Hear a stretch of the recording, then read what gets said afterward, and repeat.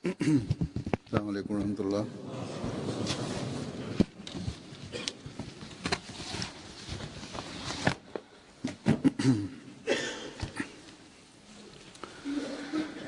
أشهد أن لا إله إلا الله وحده لا شريك له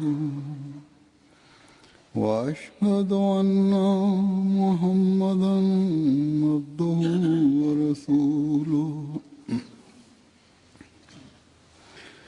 أما بعد فأعوذ بالله من الشيطان الرجيم بسم الله الرحمن الرحيم الحمد لله رب العالمين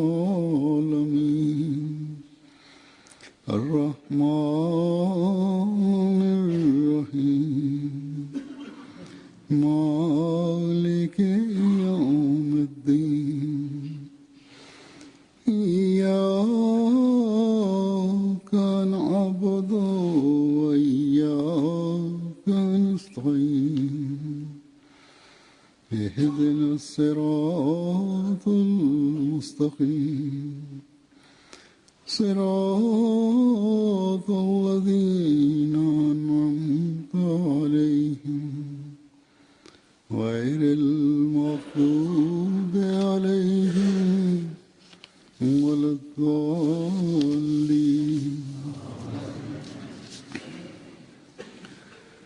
इस वक्त मैं सहाबा हज़रत मसीह मौऊद अलैहिस्सलाम. Vandaag ga ik verschillende voorvallen van de metgezellen van de beloofde Messias bespreken.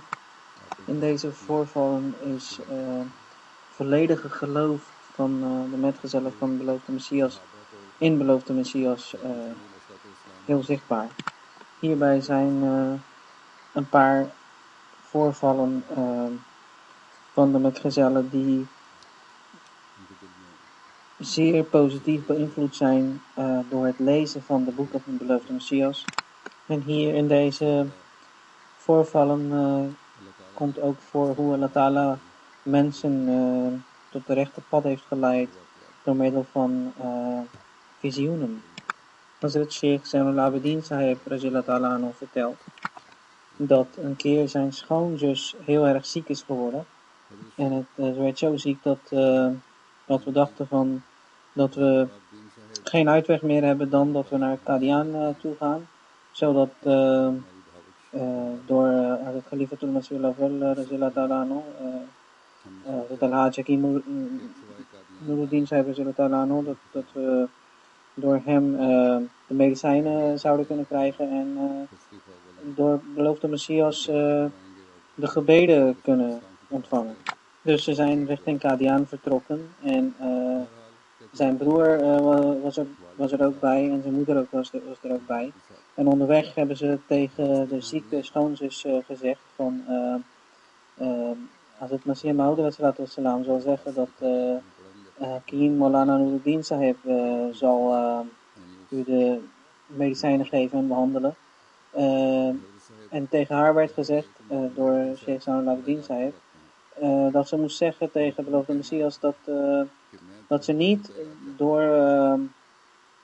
Maulana Nuruddin Sahib medicijnen wilde ontvangen en behandeling wilde krijgen, maar juist door de beloofde Messias. Zo zijn ze in Qadian aangekomen en beloofde Messias heeft inderdaad gezegd dat Maulana Nuruddin Sahib zou haar behandelen. En hierop heeft ze geantwoord van Hazur, ik wil toch door u medicijnen ontvangen en behandeld worden. Hazur alayhi salam heeft een medicijn voorgegeven en 3 potten honing vanuit zijn eigen huis meegebracht en gegeven. Hazur zei van ik ga morgen naar Ludhiana en begin maar met deze medicijnen. En omdat de ziekte heel gevaarlijk is, wil ik wel door jullie per brief op de hoogte worden gehouden hoe het gaat. Of kom maar zelf vertellen hoe het gaat.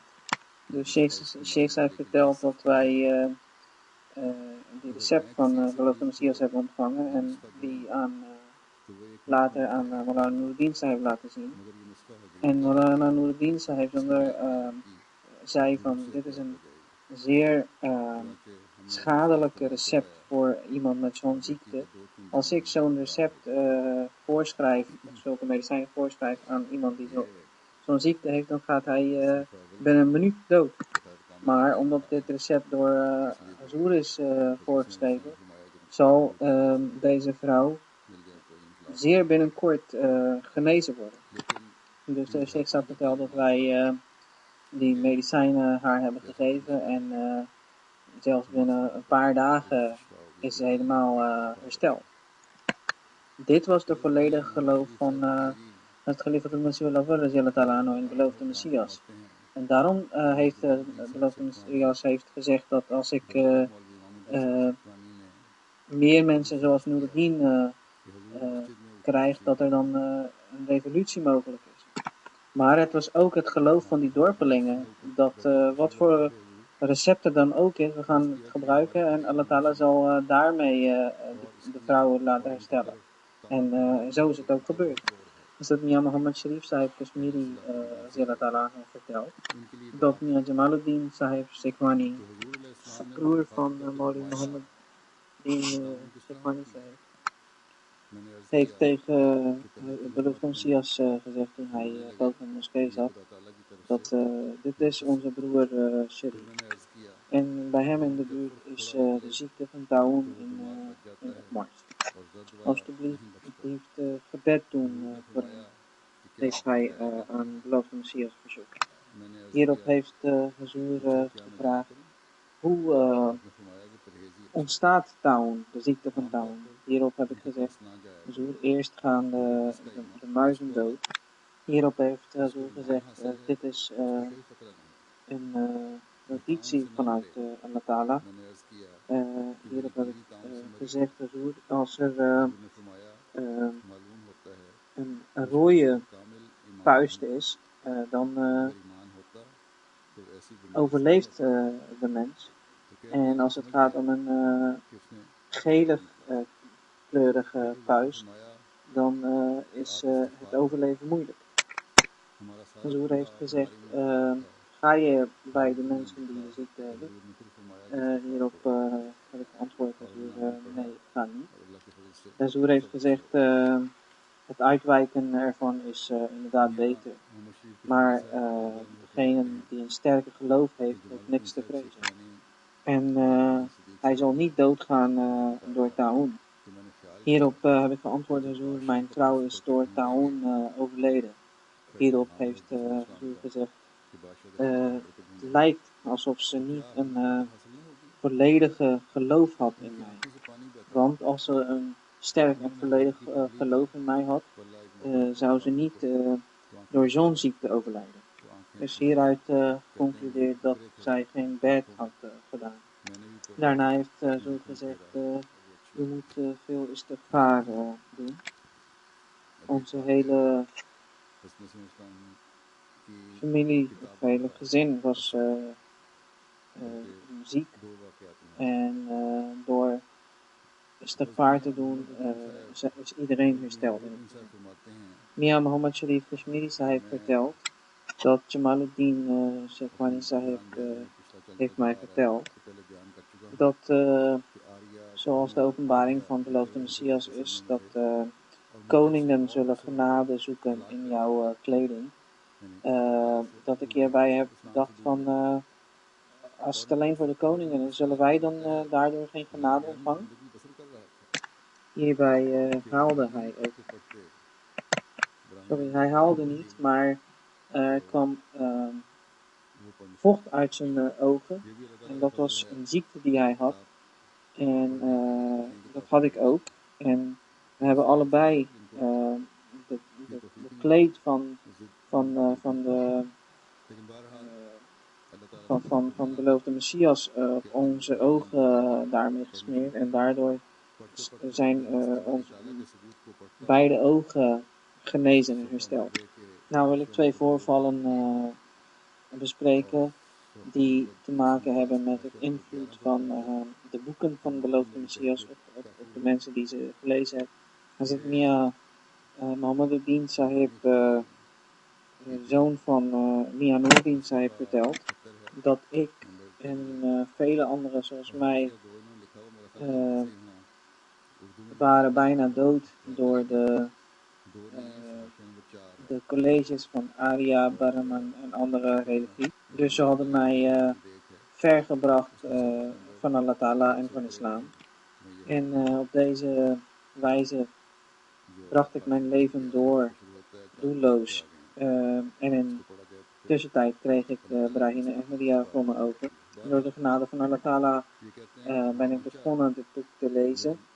Azur zegt dat dit is ook genade van Allah Ta'ala, dat hij in staat is geweest om een boek te lezen. Want er zijn sommige mensen waarvan de harten bestempeld zijn en dat ze niet eens het boek, de moeite nemen om het boek te lezen. En hij vertelt dat toen ik de bewijs van het bestaan van God op bladzijde 90 en op bladzijde 149 heb gelezen, zijn mijn atheïstische gedachten weggesmolten. En ben ik overtuigd van het bestaan van Allah Ta'ala. En mijn ogen zijn zodanig open gegaan alsof iemand uit zijn dood of uit een diepe slaap wakker wordt. Het was een hele koude nacht van januari 1893. Het was middernacht. Toen kwam ik bij de tekst dat zou moeten zijn en is. Dus alles wat er aanwezig is, er zou een schepper ervan moeten zijn en er een schepper van is. Dus dit zijn de twee bewijzen die de beloofde Messias in deze tekst heeft gegeven. Dus het is, dus het zijn van Allah Ta'ala brengt volledig geloof in het bestaan van Allah Ta'ala. Dus het bestaan van Allah Ta'ala, dat het niet zou zijn, maar dat hij is.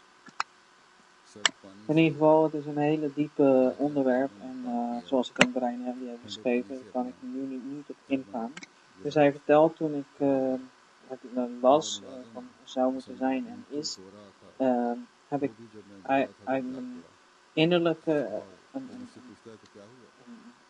zeer diepe drang gekregen om een stap vaart te doen. En buiten in de hal lag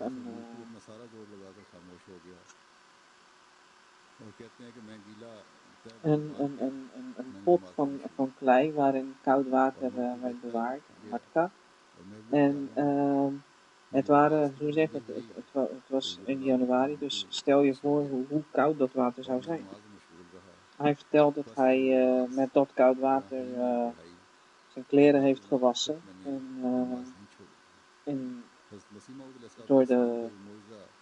door de geluiden hiervan is zijn dienaar wakker geworden. Hij vroeg aan hem dat hij die kleren zou kunnen wassen, maar hij geeft aan dat de drank die ik had gedronken, daardoor was ik zo dronken geworden dat ik niet in staat was om met wie dan ook te praten. En hij heeft hem dan ook dat drank waar het over heeft, dat is het boek Brahine Ahmadiyya, waar hij uit had gelezen. En hierna is hij een namaz gaan doen en zijn namaz is zo lang geworden dat de dienaar uiteindelijk door vermoeidheid in slaap gevallen is. En deze gebed wat ik ging doen is door Brahim geïnitieerd en sindsdien heb ik nooit mijn gebed verlaten. Hij vertelt dat dit is een wonder van beloofde Messias, dat hij op zo'n jonge leeftijd, terwijl hij niet getrouwd was, door de beloofde Messias terecht op pad is gekomen en dat hij in de nacht waaraan hij begon, terwijl hij niet gelovig was, en aan het eind van die nacht was hij onder de islam gekomen. Toen was de volgende ochtend, toen ik als moslim wakker werd, was ik niet de Mohammedien die de vorige nacht is gaan slapen. Hij vertelde dat zodra ik weer geloof had in islam, had ik liefde voor de leer van de Heilige Koran. In 1894 heb ik Brein Ahmadi helemaal uitgelezen. En ik las het iedere dag na het Hajjud-gebed. Hierna kon ik eindelijk aan de islam te lezen, wat eigenlijk een detaillering en uitleg is van Tawzi Imran. Hazrat Qibla Munshi Jalaluddin Sahib, pensioner, is op 2 maanden verlof van Sialkot Chowni naar Balani gekomen. En ik werkte in Balani, dus ik heb aan hem het adres van Qadian gevraagd en de brief geschreven voor Bed in 1894 naar Qadian. Hierop heb ik antwoord gekregen en hierin stond dat ik ook de uiterlijke Bed moet doen. En hierop heb ik in juni 1895 in Mubarak Moskee op de hand van beloofde Messias de Bed gedaan. Hazrat Mia Muhammadin Sahib, zoon van Hazrat Mia Nuruddin Sahib, vertelt dat ik op een dag heb gedacht dat ik veel te weinig kennis heb van de religie. En als de mullahs mij aanspreken over bepaalde onderwerpen, hoe ga ik ze beantwoorden in verdediging van Ahmadiyya. En was verlegen om aan beloofde Messias of wie dan ook te vragen. Ik was beloofde Messias aan het masseren. Hazur lag op zijn zij en ik was Hazur dus aan het masseren. En deze gedachten gingen door mijn hoofd. En opeens, zonder dat ik iets zei, zei Hazur heel hard en luidruchtig dat degene die mijn boeken leest, zal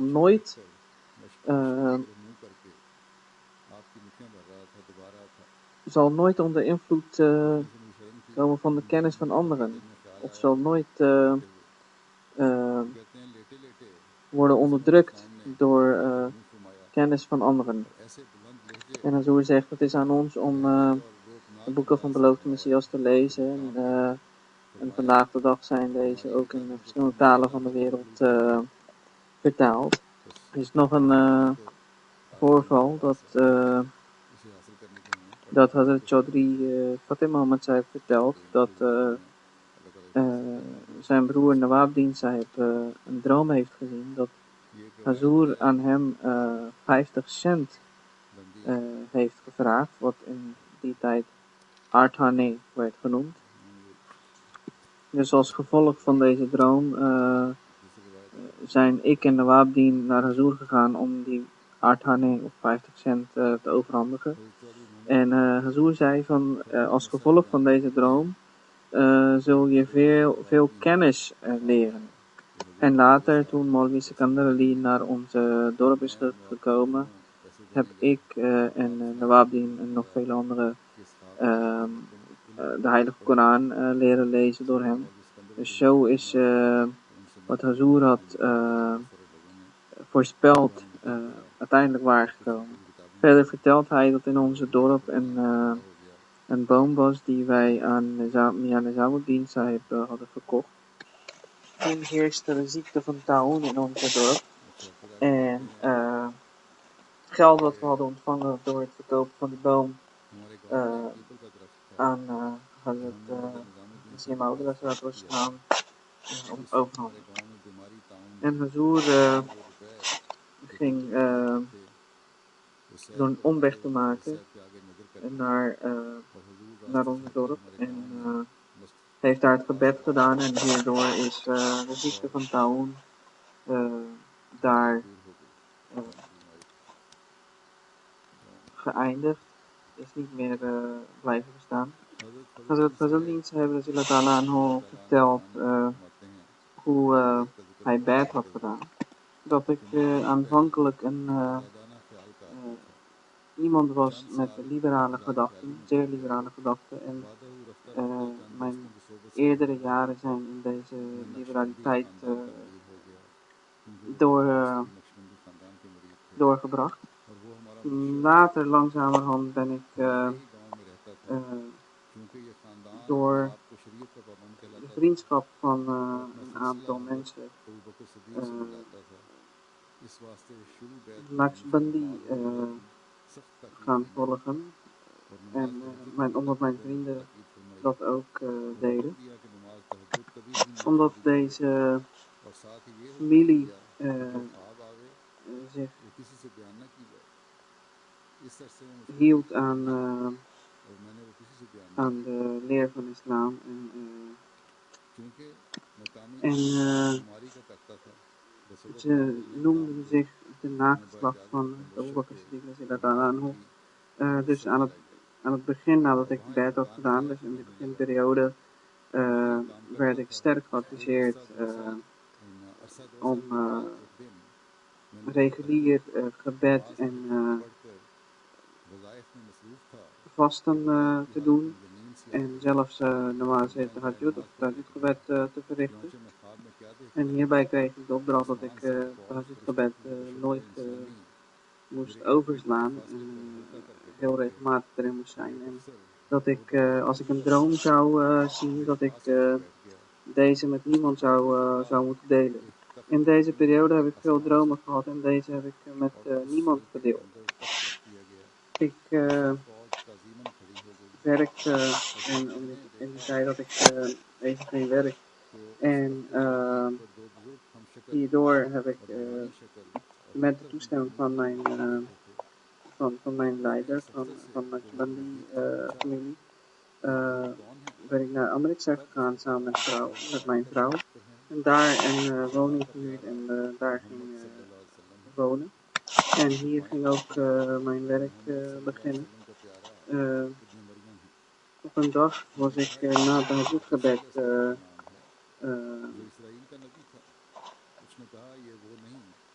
zikr ilahi aan het doen was. En hier tijdens deze bezigheid ben ik in slaap gevallen en op de plek van het gebed ben ik ook gaan slapen. En daarbij heb ik de droom gezien dat een soort van een leger van engelen in de vorm van mensen zijn bij mij gekomen en om mij heen zijn gaan zitten. En een officier die de rank had van een generaal is bij mij komen zitten. En nadat hij bij mij was gaan zitten is een soort van een bank voor een koning uit de hemel nedergedaald. En het rondje waarin die engelen waren gaan zitten, precies daar tussenin is die, daar middenin is die bank neergezet. Deze leger van engelen is uit eer voor die bank gaan staan en op deze bank zaten twee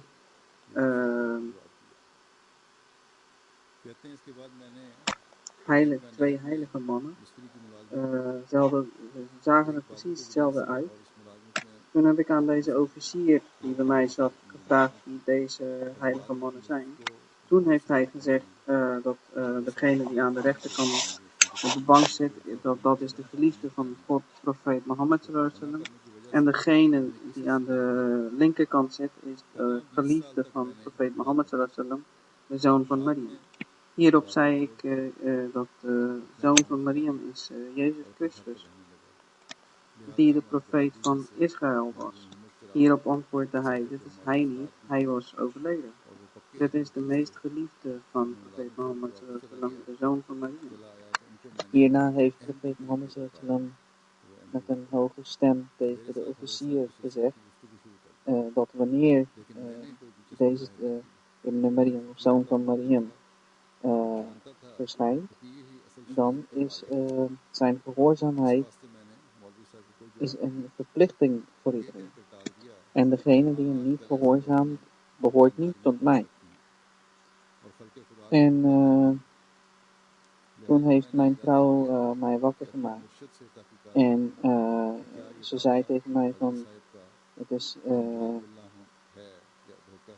nou Fajr tijd en je bent na Tahajjud nooit gaan slapen.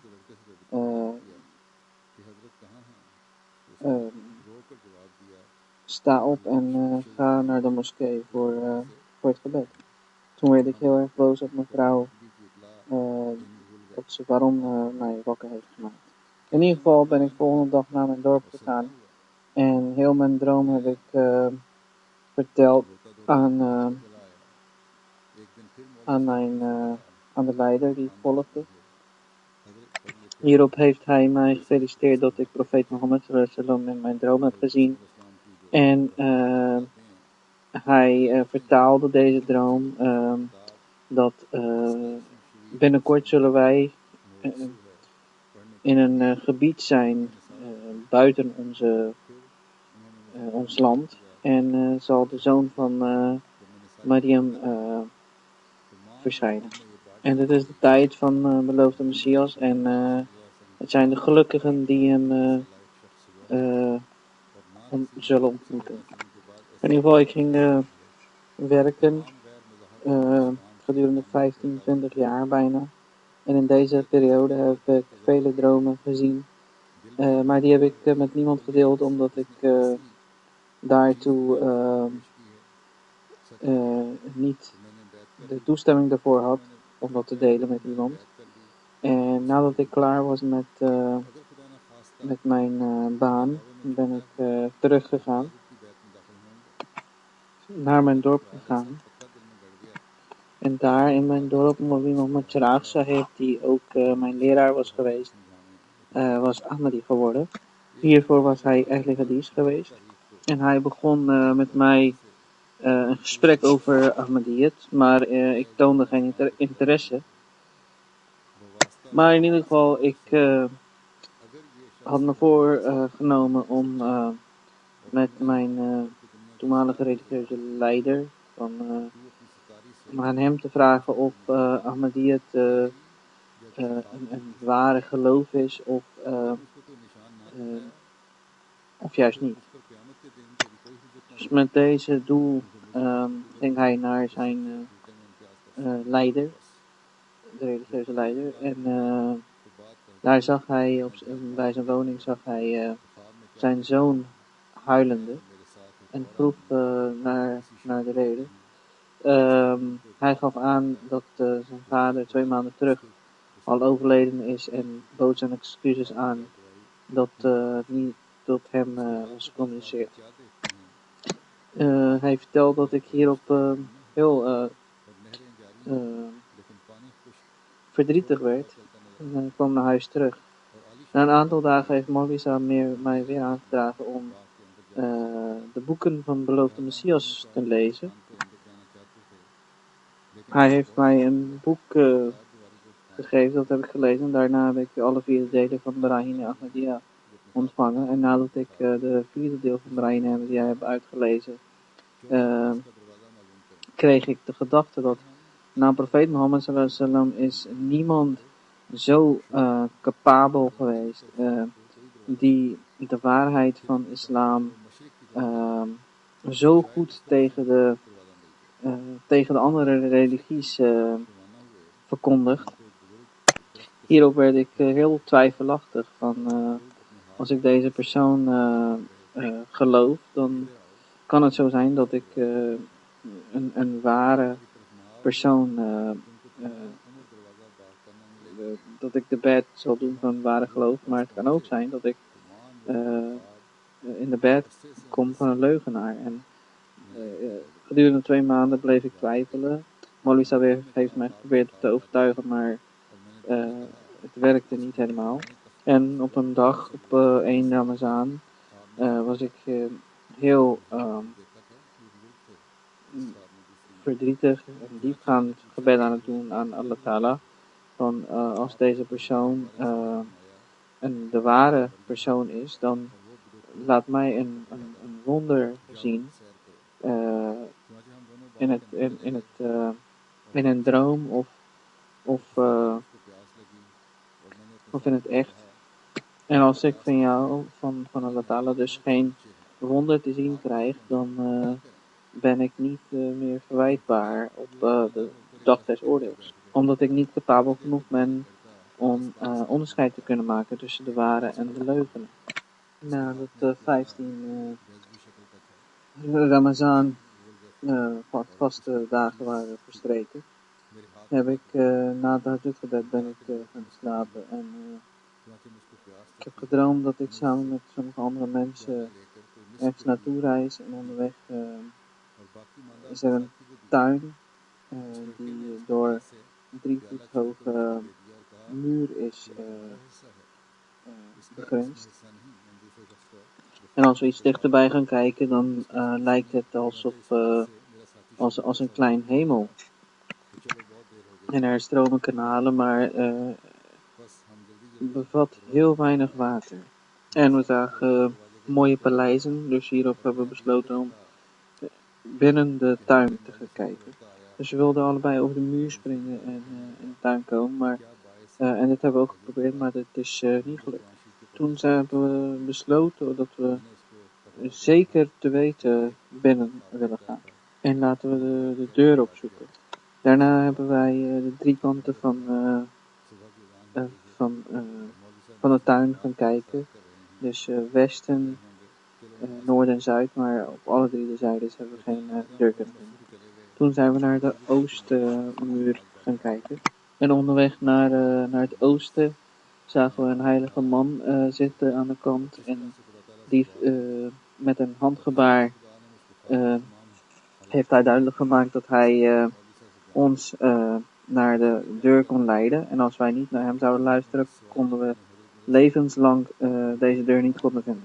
En toen we dichtbij de heilige man kwamen, herinnerde mij de droom die ik in Amritsar had gezien. Dus in een droom herinnerde ik om een andere droom. En dit was eigenlijk precies de heilige man die naast profeet Mohammed sallam op de bank had gezeten. Dus ik heb gevraagd aan de heilige man, wie bent u? En hij antwoordde hierop, ik ben de zoon van Mariam. En daar is de deur van de tuin. Ga naar binnen en maak een wandeling. Toen gingen we in de tuin en maakten een wandeling en hadden dorst, maar het water in de kanalen was zo laag dat we er niet bij konden. En gingen maar moe en zitten. Toen kwam een jongen. Deze jongen had een ovale vorm, ovaal gevormde kom met water erin en gaf aan mij. Ik heb de helft gedronken en de helft aan mijn vriend wilde geven, maar die jongen gaf aan van dat het helemaal voor mij was. En hierop werd mijn vriend verlegen en zei dat we weg moeten. En toen werd ik wakker gemaakt door de zoon van Molly Saib. En die zei van na het tahajjud heb je vandaag niet de heilige Koran gereciteerd, maar juist gaan slapen. Ik werd boos en ik zei ik was een prachtige droom ik had een prachtige droom. En je hebt me wakker gemaakt. En hij zei het is Fajr tijd en Molly zei wacht in de moskee voor het gebed, laten we naar de moskee gaan. Toen zijn we allebei naar de moskee gegaan en gebed verricht. Hiervoor had ik nooit Qadian of beloofde Messias in levende lijven gezien ooit in mijn leven. En Maulwi Saab zei wat u hebt gezien over de tuin en de fruit en dergelijke, dat zijn eigenlijk de Shariat. En de kanalen die uitgedroogd zijn, dat zijn de geleerden van tegenwoordig. En ze hebben geen kennis meer en de echte kennis van Shariat hebben ze niet meer. En de paleizen en de woning, dat zijn, en de kom, dat zijn de werken. En sommige ervan zijn ovaal, dus het zijn niet rechte werken. En dat het over Oosten gesproken is, dat betekent dat Qadian vanuit onze dorp in het oosten ligt. En dit kan ook vertaald worden dat in de hadith komt dat de Messie in het oosten zal verschijnen. En met de handgebaar betekent dat totdat je niet in bed komt van de beloofde Messias, zou je niet worden toegelaten tot de hemel. En hierbij geeft hij aan de wonder die waar hij aan het Allah had gevraagd dat hij die gekregen heeft. En hij stelde voor aan Maulwi Saab dat hij op vrijdag naar Qadian wilde. En ik vroeg hem ook of hij mee wilde. En als die heilige man beloofde Messias is, dan doe je bed en anders is er geen dwang. Dus we gingen op donderdag vertrekken naar Qadian. En toen we in Qadian aankwamen, kreeg ik hoge koorts. En Maulwi Saab heeft tegen de beloofde Messias gezegd dat onze jongen die op zoek naar waarheid hier naartoe is gekomen, is ziek geworden. Terwijl hij ook aan het vasten was. De beloofde Messias heeft naar mij gekeken en tegen Maulwi Saab heeft gezegd van waarom heeft u hem laten reizen terwijl hij aan het vasten was? Als hij onderweg meer ziek zou worden, wat zou u hebben gedaan? Dat is tegen de leer van de Heilige Koran. In ieder geval, ik stuur medicijn. En ik weet niet of Hamid Richard heeft dat gebracht. In ieder geval, ik heb medicijn ingenomen. En is de koorts helemaal afgelopen.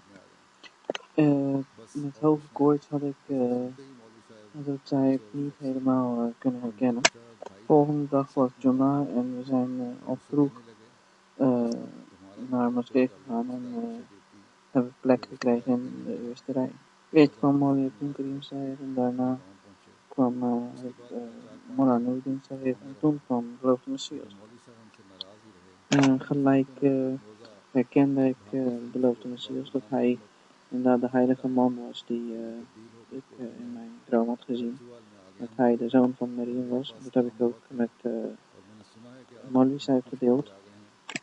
Hierbij dacht Maulwi Saab dat ik nou vanzelf bed zou doen. Maulwi Abdul Karim Saab heeft vrijdag gebed geleid en daarna werd aangekondigd dat degene die bed willen doen.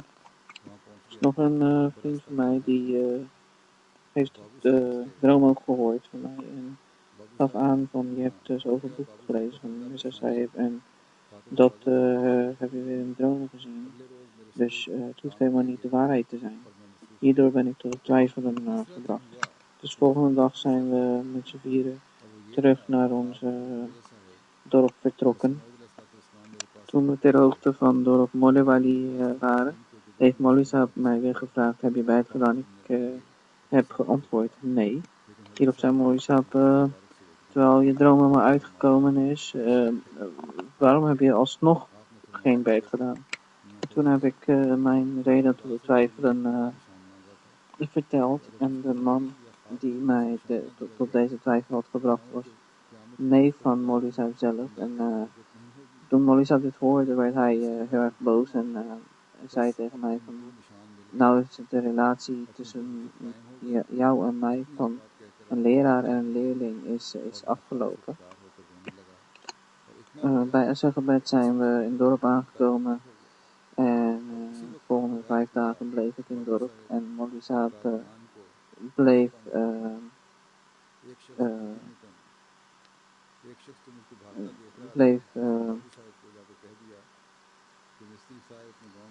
boos op mij. Ik kreeg de brief van Babujan dat hij heeft een andere functie gekregen in Korti Nahr Harjual. En ik heb daar heel veel werk te doen. Ik heb gehoord dat u de baan hebt opgezegd. Dus nadat u de brief hebt gelezen, kom naar mij toe. Ik ben gelijk volgende dag naar Korti Harjual gegaan. Volgende dag heb ik het werk toegedeeld gekregen. Op de derde dag heb ik weer een derde droom gehad. En de droom was dat Hazrat Mirza Sahib is naast mij komen zitten en zoals gebruikelijk bij ons ging ik buigen om zijn voeten te kussen. Maar Hazrat Sahib heeft mij tegengehouden met zijn hand en zei het is shirk. Toen heeft de beloofde Messias gezegd, kijk Fazldin, je had een wonder of een teken gevraagd aan God door dua, aan Allah Ta'ala. En die heb je ook gezien. En toen ging u verder. En na het wakker worden van de droom ben ik gaan huilen en zo hard gaan huilen dat heel mijn kraag is nat geworden. En op dezelfde tijdstip ben ik zonder schoenen naar Qadian toe gerend. En iemand die mij zo zag rennen, heeft tegen Babu Sahib gezegd dat ik zo op deze manier aan het wegrennen ben. Babu Sahib is op de paarden achter mij aangerend en mij onderweg ingehaald. Babu Sahib vroeg van wat is er aan de hand dat je zonder toestemming naar je eigen dorp aan het rennen bent. Ik zei laat mij gaan, ik ga naar Qadian en niet naar mijn huis. Toen hij de naam Qadian hoorde, werd hij boos omdat hij een tegenstander van de Ahmadiyyat was. Maar ik bleef aandringen van Babu Sahib laat mij gaan, anders ga ik hier al dood. Het is buiten mijn macht. Ik word vanuit innerlijke gedwongen om te gaan en ik beloof dat ik op de derde dag weer terug ben. In ieder geval, hij liet me gaan en één ding was in mijn hart heel goed bevestigd, dat beloofde Messias is de ware en hij heeft mij in de droom verteld wat in mijn hart heeft gezeten. Ik had hem aangekomen, ik heb iemand gevraagd dat ik beloofde Messias wil zien. Hij zei dat hij bij een zorgbed in de moskee komt en dat ik hem dan kon zien. Die dag kwam beloofde Messias niet op zijn naar de moskee, maar juist in Maghreb. Ik vroeg de zoer of ik bed kon doen, toen zei na de derde dag wordt bed opgenomen. Dus ik bleef 3 dagen en op de derde dag heb ik samen met 2 anderen bed gedaan en de water binnengetreden. Zo werden ook veel beds gedaan. Door beloofde Messias heeft ook gezegd dat heel veel tabligh-werk van onze jamaat wordt door engelen uitgevoerd. Mogen Allah deze metgezellen van beloofde Messias hoge standaarden laten bereiken in de hemel en hun nageslacht in de voetsporen te volgen van hun ouderen. Amen. Nou wil ik het hebben over een martelaar en zijn janazagebed ga ik ook na vrijdag gebed uitvoeren. Een martelaar is Mukarram Chaudhry Nusrat Mahmood Sahib. Chaudhry Inayatullah Sahib was degene die in deze familie de Ahmadiyyat heeft gebracht. Hij was de neef van de opa van martelaar Chaudhry Ikhlas Ahmed Sahib. Door zijn pogingen heeft Chaudhry Ikhlas Ahmed Sahib in de eerste kalifaat tijdens de eerste kalifaat weggedaan. Chaudhry Nusrat Sahib bleef gedurende 20 jaar in Mandi Bahauddin. En in 2008 geëmigreerd naar Long Island, New York, met zijn vrouw en jongste dochter. Nusrat Mahmoud Saib was op 6 maart 1949 in Berlin zelfmoord geboren. Afgestudeerd vanuit Murray College Celtic. Kreeg zijn eerste baan in Shatabad Sugar Mill in Diwali. Bijna 35 jaar als manager daar gewerkt. En daarna naar Amerika geëmigreerd. Hij kwam voor de trouwerij van zijn jongste dochter Saida Mahmood Saib naar Pakistan. Op 5 oktober heeft Saida Mahmood Saib getrouwd met Saad Farouk Sahib Shahid, die op de derde dag van de trouwerij is gemarteld. Op 19 oktober kwam hij samen met sommige andere familieleden terug van Bettelhand van vrije gebed naar huis. En werd beschoten door onbekende mensen. Saad Farouk Sahib, zijn schoonzoon, werd gelijk gemarteld. Verder waren nog een aantal mensen gewond geraakt. In gewonde toestand bent u eerst naar Abbasi ziekenhuis gebracht en daarna naar Aga ziekenhuis. Bijna 38 dagen bent u ziek geweest, gewond geweest en onder behandeling zijn geweest. Bent u op 27 november s'avonds om 11 uur overleden en tot de martelaars gaan behoren. Hij was moslim en was zeer trouw en trouwe dienaar van tijdens verblijf in Mandibauti heeft de functies secretaris, gestionata, secretaris, nog al vele andere afdelingen en showbas mogen uitvoeren. In New York, IJsland was u secretary Terbiet. Hij was een zeer eerlijke persoon. Waar hij werkte heeft hij ook een keer een Honesty Award gekregen. Had een zeer diepe en trouwe relatie met Khilafat, deed aan alle derivaten mee. Als hij in de auto-werkzaamheden zelf niet kon deelnemen, gaf hij altijd zijn auto aan mensen om ermee te rijden, zodat hij een deel kan bijdragen. Zijn zoon Kashif Ahmed Dani schrijft over hem.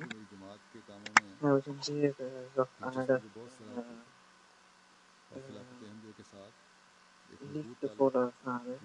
Hij deed al zijn pogingen voor onze opleiding voor een goede opvoeding. Zijn taalgebruik was zeer net. Hij gebruikte nooit jij-tekenen. Hij kende dan maar juist u. Hij zegt dat mijn interesse voor de maatwerk werd zeer gewaardeerd door werd geadviseerd voor een sterke relatie met Khilafat. Toen hij thuis kwam, vroeg of iedereen de maas had gedaan en het gebed had verricht. En als het niet het geval was, dan adviseerde hij om dat zo snel mogelijk te doen. Of waar hij dan ook was, op het werk of verrichtte wel zijn gebeden. Zijn zoon Kashif Ahmed Danish woont in Canada en functioneert als lijfsoldaat in Olympia, Canada. Hij heeft 3 dochters, waarvan de jongste vrouw was van Saad Farouk Shahid Saib. Murabi Saab Mohammed bin Hisham Saib vertelt. Hij is 11 jaar nu aangesteld geweest als Murabi in Mandibauti. Hij vertelt dat hij met hem 11 jaar lang heeft samengewerkt. En hij was hoofd van een bepaalde afdeling van het suikerfabriek. Was Zeeman Sarullah, secretary Stanata, Migran Committee, dus zeker guesthouse met een hoofd. Verrichtte 5 dagelijks gebeden met Fatima. Maar heb zelf verteld dat National Insight verrichtte regelmatig Tajid gebeden en soms wilde Murabi Saab in zijn eentje alleen in de moskee Tajid gebed verrichten, maar wanneer hij dit ook wilde doen, kon dat niet, omdat Moshe Saib daar al aanwezig was en dat dit werk aan het verrichten was. Hij kon voor hem zijn inkomen, want hij een goede budget betaalde Chanda altijd tijdelijk. Deed veel op mee met Sadka, Geraad en dergelijke. Het was een hele reine persoon. Reinheid voor mij zeer belangrijk. Naast de persoonlijke reinheid, ook de reinheid van het guesthouse was zeer belangrijk voor hem. Soms ging hij wandeling maken met Rabbi Saib en Rabbi Saib vertelde dat hij nooit over de wereldlijke zaken onderweg met hem had. Hij had altijd over jamaatzaken en tabligh werkzaamheden. Hij heeft hem nooit boos gezien en hij gaf altijd zijn auto voor verschillende nobele zaken. Hij luisterde goed op en hij altijd live en tijdens de wandelingen had hij het erover. Als ze naartoe moesten, bracht hij eerst het gezin van Rabbi Saib weg en daarna kwam hij zijn eigen gezin ophalen om weg te brengen. Mogen Allah hem hoge standaarden toekennen in de paradijs en zijn nageslacht zijn weg te blijven volgen. Mogen Allah alle Ahmadis in Pakistan beschermen tegen de vijanden van Ahmadiyya en met zijn speciale genade mogen Allah ons de overwinning laten zien. Zoals ik net heb verteld, in deze dagen de nadruk moet leggen op gebeden. Allah Ta'ala Pakistan में भी हर अहमदी को दुश्मनाने अहमदियत के हर शर से महफूज रखे और अपना ख़ास फजल फरमाते हुए अब हमने फतह और नुसरत के जल्द नज़ारे दिखाए। जैसा कि मैंने कहा है, इन दिनों में दुआओं पे बहुत जोर दें।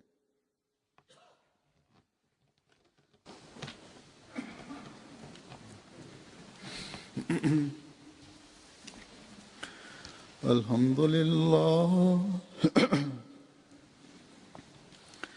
अल्हम्दुलिल्लाह नहमदुहु व नस्तईनुहु व नस्तगफिरुहु व नुमिनु बिही व नतवक्कलु अलैहि व नऊज़ु बिल्लाहि मिन शुरूरि अनफुसिना ومن سيئات أعمالنا من يهده الله فلا مضل له ومن يضلله فلا هادي له